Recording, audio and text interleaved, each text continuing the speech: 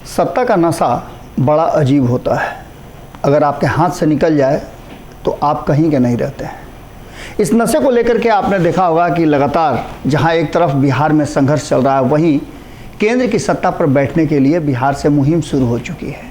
लेकिन इन सबके बीच में आपको क्या लगता है कि इतना आसानी से भारतीय जनता पार्टी सत्ता छोड़ेगी? कांग्रेस ने भी नहीं छोड़ा था। कांग्रेस ने अंतिम सांस तक प्रयास किया था और इसके कई उदाहरण हैं। आज़ादी के 7 दशक से ज़्यादा होने के बाद भी लगातार आप देख रहे हैं कि किस तरह से इस देश में राजनीतिक उथल पुथल होती है, और जब चुनावी रण में उतरते हैं नेता और पार्टियां, तो एक दूसरे पर जीत का दावा करते हैं और एक दूसरे को नकारा साबित करते हैं।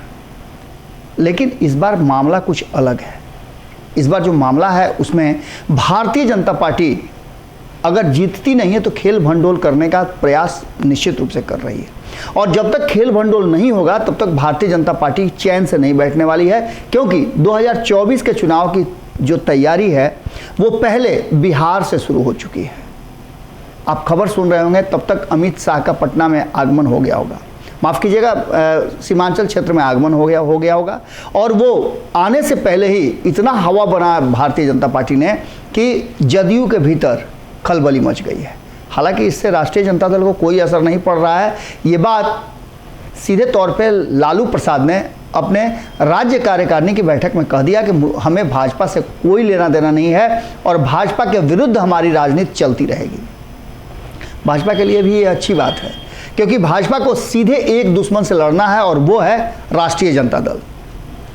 पिछले चुनाव में आपने देखा 2019 में क्या कुछ हुआ।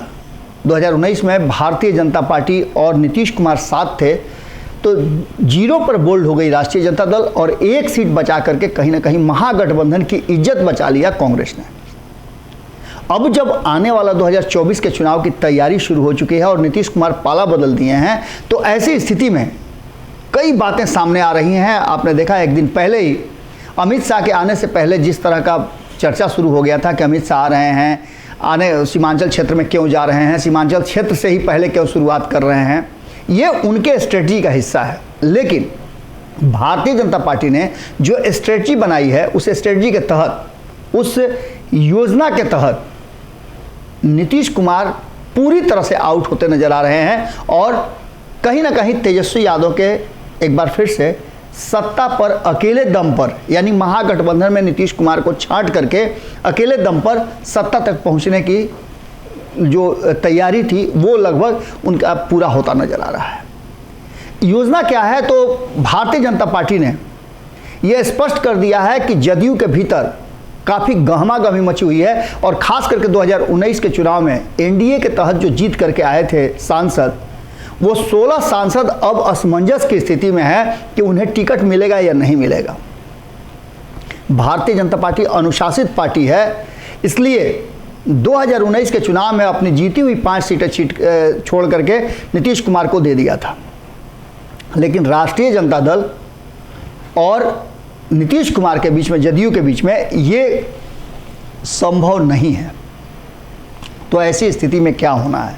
ऐसी स्थिति में सीधे ऑफर जो है, हमने आपको पहली खबर में बताया था कि सीधे ऑफर जदयू के नेताओं को दे दिया गया है, चाहे वो सांसद हों या फिर विधायक हों।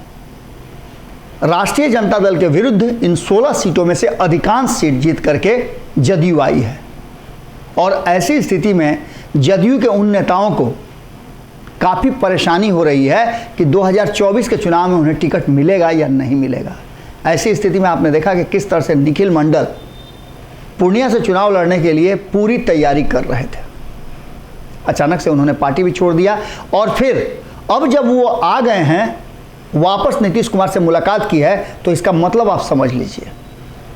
चर्चा ये ज़बरदस्त हो रही है कि नीतीश कुमार टिक करके नहीं रहेंगे, और अगर टिक करके नहीं भी रहते हैं तो ऐसी स्थिति में राष्ट्रीय जनता दल अगर अपने दम पर सरकार बना लेती है, तब भी नीतीश कुमार का सत्ता से बाहर होना फाइनल है।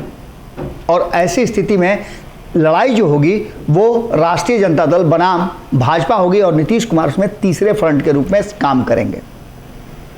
भारतीय जनता पार्टी ने एक बड़ा प्लान बनाया है, जिस प्लान के तहत अब ये संभावना व्यक्त की जा रही है कि नीतीश कुमार नहीं, बल्कि भारतीय जनता पार्टी तेजस्वी यादव के लिए वो रास्ता तैयार कर रही है जिस रास्ता से वो मुख्यमंत्री की कुर्सी पर बैठ जाए, विराजमान हो जाए। और जो नीतीश कुमार को बैकअप कर रहे हैं लालू प्रसाद, और लालू प्रसाद के साथ साथ अन्य राजनीतिक दल, वो सिलसिला, वो तार समाप्त हो जाए।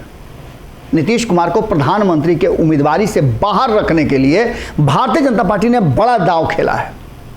और इस दांव को आप देखिएगा कि बहुत जल्द आपको देखने को मिल सकता है। अमित शाह की रैली के बाद बिहार में एक नए स्वरूप में आपको भारतीय जनता पार्टी नजर आएगी, जो राष्ट्रीय जनता दल से दोस्ती भी नहीं रखेगी, दुश्मनी का दिखावा करेगी, लेकिन तेजस्वी यादव को मुख्यमंत्री बनाने की रास्ता जो है वो सुगम कर देगी।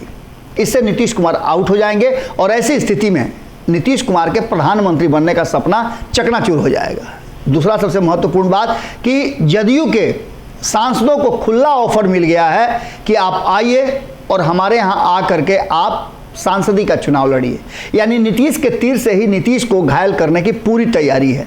वहीं 2025 की भी तैयारी 2024 में भी की जा रही है कि जो सीटें जीत करके 43 सीटें आए हैं और जो हार गए हैं,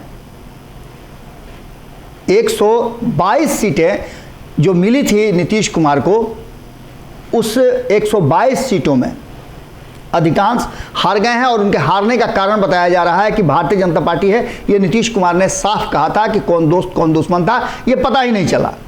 अब जो लोग हार गए हैं उन लोगों का, और खास करके भारतीय जनता पार्टी से अलग होने पर अब नीतीश खेमे में खलबली मची हुई है, क्योंकि राष्ट्रीय जनता दल के साथ रहने से बहुत लोगों को अपने सीट और अपने अधिकार का हनन होता नजर आ रहा है। नीतीश कुमार ने अपनी कुर्सी के लिए, भारतीय जनता पार्टी का कहना है कि समझौता किया है, और ये समझौता पार्टी के लोगों को मान्य नहीं है। बहुत सारे लोग घुटन महसूस कर रहे हैं। और साथ ही एक सबसे महत्वपूर्ण बात जो सुशील मोदी ने कहा है, जो कि नीतीश कुमार के सबसे करीबी मित्रों में से हैं, लंबे समय तक उन्होंने नीतीश कुमार की राजनीति को देखा है और साथ में राजनीति किया है, उनका सीधे तौर पे कहना है कि नीतीश कुमार वो शख्स है जो अंतिम कष्ट तक मजा लेते हैं।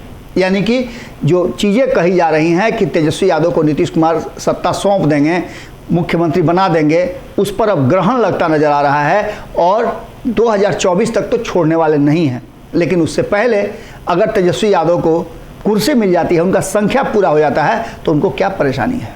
उनके लिए तो खुशी की बात है।